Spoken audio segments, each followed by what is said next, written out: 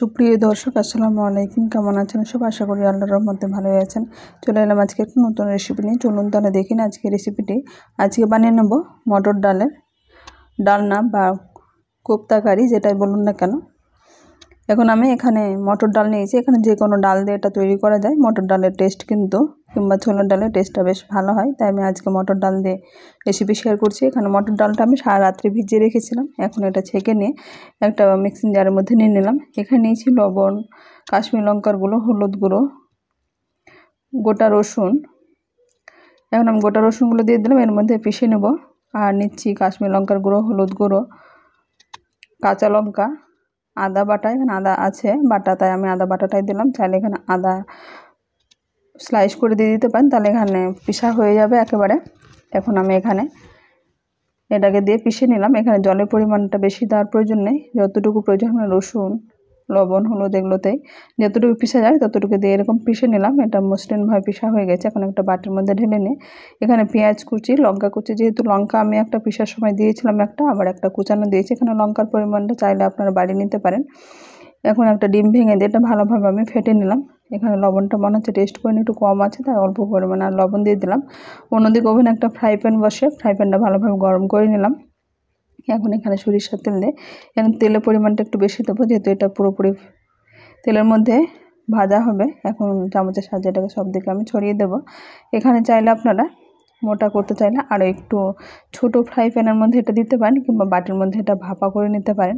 আমি একটু তেলের মধ্যে দিয়ে এটাকে চামচটা দিয়ে ভালোভাবে সব দিকে ছড়িয়ে দিলাম। এটা একই রকমভাবে লেবেল করে দিচ্ছি, যাতে সব দিকটাই সমান থাকে। এখন এরকমভাবে 10 মিনিট আমি রেখে দেবো মিডিয়াম টু লো হিটে। এটা তাহলে এরকমভাবে নিচের দিকটা ভালোভাবে ভাজা হবে এবং কালারটা বেশ সুন্দর হবে। এখন এটাকে আমি একটা প্লেটের মধ্যে 10 মিনিট পরে একটা প্লেটের মধ্যে এটাকে ঢেলে নিলাম। প্লেটের মধ্যে এটা ঢালার পরে আমি প্লেটটাকে আবার উল্টে দিয়ে দিলাম, তাহলে এটা এখানে বড়াটা এরকমভাবে ভাঙে না। এরকমভাবে ডিম যেমন আমরা ভাজা করি ঠিক একই রকমভাবে এটা আমি উল্টে দিলাম। এটা খুব সহজভাবে এটা উল্টানো যায়। এখন অপর দিকে আমি উল্টে দেওয়ার পরে এরকমভাবে আবার সরিষার তেল দিয়ে দিলাম। একই রকমভাবে আমি 10 মিনিট এটাকে রেখে দেবো। অন্যদিকে আমি একটা ওভেনে কড়াই বসে কড়াইটা ভালোভাবে গরম করে নিলাম। এখানে দিলাম সরিষার তেল, গোটা জিরে। এখানে গোটা জিরে ফ্লেভারটা কিন্তু খুব সুন্দর আসে, চাইলে আপনার কালো জিরেও ব্যবহার করতে পারেন। আর দিচ্ছি শুকনো লঙ্কা দুটো, যেটাকে কয়েক সেকেন্ড ভেজে নেব। এলাচ, দারচিনি, তেজপাতা এগুলো দিয়ে কয়েক সেকেন্ড এটাকে ভেজে নেব, যতক্ষণ না এর ফ্লেভারটা বেরোচ্ছে। এখানে কিন্তু খেয়াল রাখতে হবে যাতে পুড়ে না যায়। এখানে আঁচটা কিন্তু একটু কমিয়ে দিতে হবে।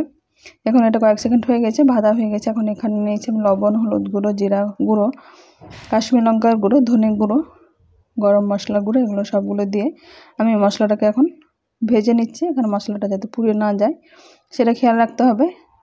আঁচটা কিন্তু আমি কমিয়ে দিয়েছি। এখন এখানে নিয়েছি পেঁয়াজ বাটা, আদা বাটা, লঙ্কা বাটা, রসুন বাটা। এগুলো আমি সবগুলো অল্প পরিমাণে দিচ্ছি, যেহেতু এখানে ডালনার পরিমাণটা এখানে কম আছে। মটর আমি 1 কাপ মতো নিয়েছিলাম, তাই এখানে পরিমাণটা কম নিয়েছি মশলার। এখন এখানে অল্প পরিমাণে জল দিয়ে মশলাটা ভালোভাবে কষে নেব, এখানে যাতে পুড়িয়ে না যায় সেটা খেয়াল রাখতে হবে। এখন এখানে অল্প পরিমাণে জল দিয়ে এটাকে ভালোভাবে আমি কষে নিচ্ছি। আর যতক্ষণ না তেল ছাড়ছে ততক্ষণ আমি এরকমভাবে আমি কষতেছিলাম। এখানে মোটামুটি 5 থেকে 6 মিনিট মতো কষে এখন এর মধ্যে আমি 2 কাপ জল দিয়ে দিলাম। এখানে ডালের মধ্যে কিন্তু অনেকটাই জল টেনে নেয়। এখানে 2 কাপ আমি জল দিয়েছি, জলটা আমি ভালোভাবে ফুটে নিলাম। এখানে ঝোলটা ভালোভাবে ফুটে গেছে। এখন এইদিকে আমি মটর ডালের যে বড়াগুলো আমি তৈরি করেছিলাম সেটা কিন্তু এরকম আমি চৌকো চৌকো কেটে নিয়েছি। আপনারা নিজেদের পছন্দ মতো করে কেটে নিতে পারেন। আমি এরকমভাবে ভেজে নেওয়ার পরে আমি এরকম কেটে নিয়েছি। এখন কাটার অবস্থায় ছোটো ছোটো করে কেটে নিয়ে এখন এর মধ্যে দিয়ে দিলাম। এটা দিয়ে এখন ঢাকা দিয়ে রেখে দিতে হবে 4 থেকে 5 মিনিটের জন্য, মিডিয়াম ফ্লেম করে নিই। তাহলে বড়ার মধ্যে ঝোলটা ঢুকতে পারে, মশলাটা সবগুলো ঢুকে অনেকটা ঝোল টেনে যাবে।